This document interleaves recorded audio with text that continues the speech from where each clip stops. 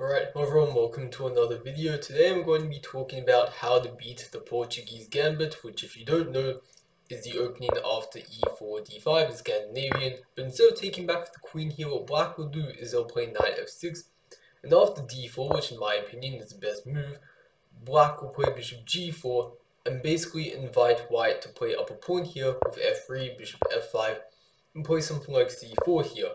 And basically white is up a pawn, but black will get a really good lead in development and some really dangerous attacking chances.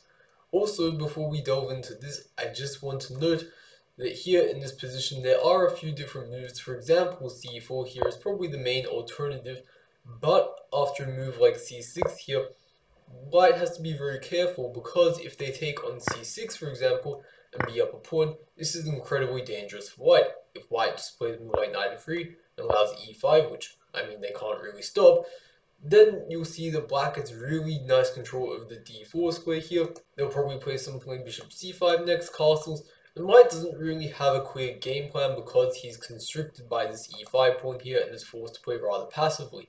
So even though black is down a pawn here, they might already be like slightly better. Which is why in this position after knight f6, I don't really believe in trying to hold on to the pawn of something like c4. Instead, I think something like d4 is much better, and if black takes back the pawn like this, we just play knight f3, bishop e2, castle, and eventually kick the knight away with something like c4. We just have a nice central space advantage. But, of course, not everyone will play knight takes d5, and some people try and play this really tricky gambit with bishop g4.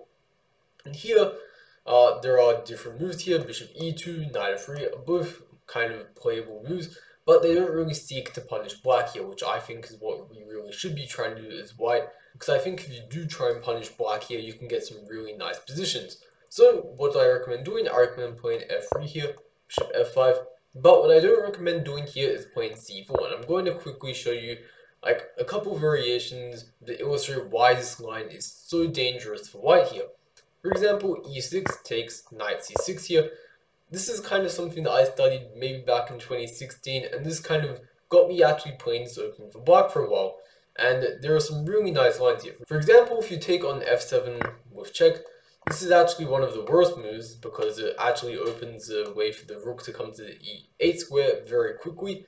Now white has a couple different things it can try. Probably the most natural move is bishop e3, just protecting the d4 pawn like this. But surprisingly, a large amount of people have played this d5 move, which is really bad, because after knight b4, threatening knight c2 check, forking the rook and king here, white has to more or less play knight a3, but after bishop c5, you'll see that it's practically impossible for white to ever castle in such a position, because it's basically impossible to kick this bishop away from c5. The rook's going to come to e8, and say for example after something like this, like how does white develop? If they play knight a3, we just take it. So they might have to play something like king f1, and after say a move like knight h5, queen comes to h4, and threatens f2 mate. It's very difficult for white to actually defend this, and black more or less this is a winning position here. But going back to the other position here, with bishop e3, this is also no better, because after bishop b4 check, knight c3, rook e8, here if white plays king f2, which is a very natural move here, getting out of this pin, turns out black can actually just take this bishop, sacrifice the exchange here, and then plays very nice move bishop c2, sacrificing another piece. But it turns out if white takes it, queen takes c2, queen takes d4 happens, and after king e2, rook e8 check. Black is more or less just winning here. But if we go back to this position back here, it's also no better if white plays something like queen d2, because black actually has this really nice resource here, the only winning move, knight g4 check. Because after f takes g4 here, black can play queen g5 check, and there's no way for white to hold on to the queen here on d2. If they play king e2, we just play rook e8 check, and now finally white has to give up the queen, they have to move the king away, queen takes d2 check, and obviously there's no way we're going to lose this with black here. So that brings me to my move actually now, which I'm suggesting. Instead of doing all that, I suggest to play bishop b5 check in this position. And basically there are two different moves black can play here. One is knight b7, this is the most popular move, but it's also a slightly tricky c6 move, which I'm going to cover a bit later. But okay, I think knight b7, this is the most important move to know what to do against. And again, I'm not going to recommend c4, I think it is a bit too kind of slow in development, and it allows black to kind of potentially gain a very quick initiative if we're not careful. What I prefer to do is actually just prioritize the development of the pieces, not trying to so desperately hold onto the pawn, but rather allow black to win back the pawn, but they're going to have to make a bunch of positional concessions in order to do so. What do I mean? Well, I'm going to show you. Okay, so knight c3, a6, bishop a4, and notice how black can't really complete development here without kind of getting rid of this d5 pawn and playing moves like a6 and now b5, which creates a lot of kind of weaknesses around the queen side. Also note that they do indeed have to win this d5 pawn, because they try to play something like g6 and feed and carry the bishop like this, they just move the pawn to g4 actually. So here, what black should do instead is play b5, bishop b3, knight b6, and just try and win back the pawn like this. And so again, white doesn't really care about this d5 pawn. We're not going to try and do anything desperate to try and hold into it. Not that we really can do anything like that at this point anyway. So knight g2, knight takes d5, we castle. And here it might look like white has nothing special in this sort of position. But actually it turns out that we can play knight g3, bishop g6, and play f4. And despite having given back the pawn here, white can have a really nice initiative by playing f5 and gain this really nice attack on the king side. Also, to kind of demonstrate how dangerous this really is, the computer is actually just suggesting black to play something like f5 here. And obviously if you play a move like f5, weakening e6 like this and blocking the bishop like this on g6, it can't be too good. And if they play kind of a more natural move like bishop e7, what we'll do is we'll just play f5, and if they take here, we play knight takes f5, and if they just take the knight, we go rook takes f5, attacks this knight here, and they play c6, just queen f3. Again, attack this, they move the knight here, they kind of hang c6 check, so they can't do that. So say they castle, and here at the very least, we can already win a pawn here with bishop takes d5, takes, and rook takes d5. And white is just clearly better here. Another common move after f4 here is to play c5, and this one you have to be a little bit more precise against, because if f5 here, I believe black can play this move c4, and if you take here, you're kind of winning the piece, but at the same time not really, because black can just take back here, and now they can win back the piece on b3 next, and material will be more or less equal while we don't have any clear kind of initiative going. So what we'll do instead of f5 is actually in this position, here after c5 is to play c4, stopping c4 here, and if they take this, we go bishop a4 check, king e7 is forced, and obviously with the king in the middle of the board like this, it can't be any good, but to add insult to injury, we get f5 here. And black's position is basically crumbling here. If they play e takes f5, we actually have forced mate here with queen e2 check, and no matter where the king goes, we just have queen e5 mate, and as you will see, the bishop and queen are working together in perfect harmony. The black king is just mated. So after bishop b5 check though, there is another option for black here, where they don't have to play knight bd7, but they can play this move c6 I mentioned earlier. And this move is probably black's best move in the position actually, and it's rather tricky. And kind of the idea is after d takes c6, well, black has a couple different things they could do. They have three moves actually. You might think, how do they have three moves? Isn't just takes and takes? Well, yes, kind of, but they can also play an intermediate move, queen a5 check, which more or less forces white to play knight e3, because otherwise we just hang the bishop. And now once again, black has an option. They could take the b pawn or take this knight, but taking the knight is basically kind of the only critical move in these sorts of positions. In general, if black ever just takes back the pawn here, it's kind of too slow, because they're basically robbing the knight of this really good square in c6 to develop itself to, and here we just play bishop d3, and if black takes the d4 pawn, of course they just hang the bishop here, and if queen e5 check thinking they're smart, well not really, because we play bishop e4, and if they try taking this and whatnot, we just go queen e2, and they can't really claim anything special here, they're just down a piece. And if they, after bishop d3, do something else like just retreat, we just can play a move like knight e2, and we're just more or less up a pawn here, and they have this weak pawn in c6, which kind of doesn't make any sense. So what they should usually do is play queen a5 check.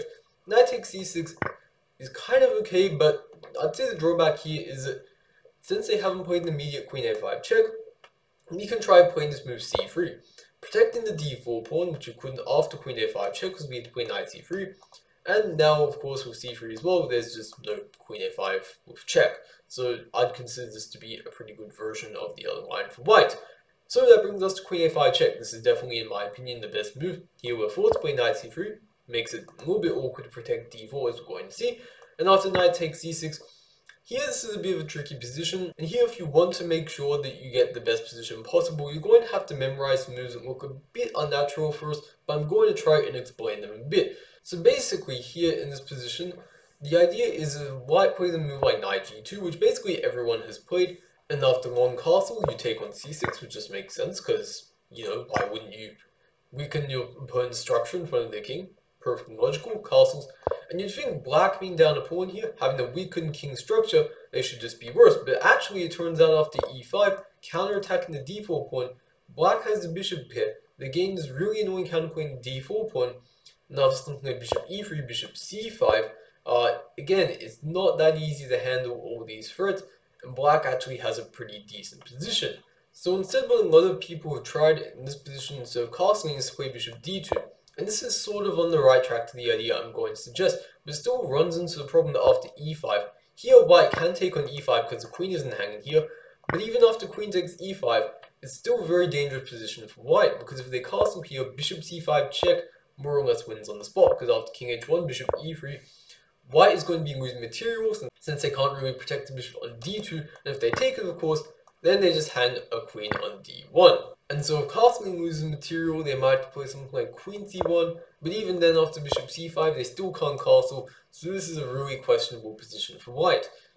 So this ultimately leads me to the move that I'm going to suggest, which is, in this position, we're not even going to play this move knight e2. We're actually going to preserve this knight's development so it can go to a more active square. And that means in this position we're going to play bishop d2 immediately, and after long castle we're going to take here. And you might think, how are we just going to play knight g2? But no, we're going to play f4. And this is what I meant when I said memorize some kind of like moves that might be difficult, because it seems like we're just hanging the d4 pawn in this position, and f4 seems a bit slow, not developing any pieces, but this is very concrete. And again, if you're like a bit lower rated, like you're under like 1600 or something, I don't think you need to memorize this, but it might just be something you're interested in anyway. But anyways, in this position, the whole idea is if black takes here, at the very least here we have knight c2, and we're attacking the queen and attacking the rook, so we're going to be winning in exchange. Or actually, very interestingly, after rook takes d4, we might not even have to play knight c2. We could also play knight f3, and if black brought the rook all the way back to a square like d8, for example, we could play knight e5, attacking the pawn c6 and the pawn f7, and those would both be very dangerous forks, of course, so black would be more or less losing it in this position. And that kind of brings us to the conclusion that if rook takes d4 loses material here, and we can just play knight f3 next, then we're more or less just up a pawn. And compared to the other positions where we're up a pawn, here black can't really play e5 because of the fact that our f4 move took control of the square, and now that's more or less impossible. So let's say like something like e6, knight f3, like here, like what does black really have, right?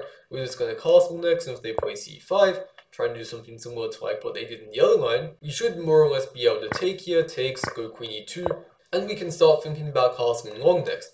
And if black does try and stop us from castling long by taking here on c2, I think this is pretty suicidal actually, because after rook c1, if you look at this situation here, the king's kind of lined up the rook here and the bishop, so I would be pretty concerned if I were playing black about this. With that being said though, there's not much more to cover after f4 here. As long as you remember this idea, you should be doing perfectly fine here. Rook takes d4 is kind of critical in a sense, but once again there's knight f3 or knight c2. In both cases, white should be winning some material back. But yeah, that pretty much wraps up everything that you need to know about how to play the Portuguese Gambit in this video. So if you liked it, please like the video. Also subscribe to the channel for more content like this. And also leave a comment down below if there's any concrete questions you had about this opening, or any kind of ideas that you'd like to see me cover. But anyways, until next time, I will see you.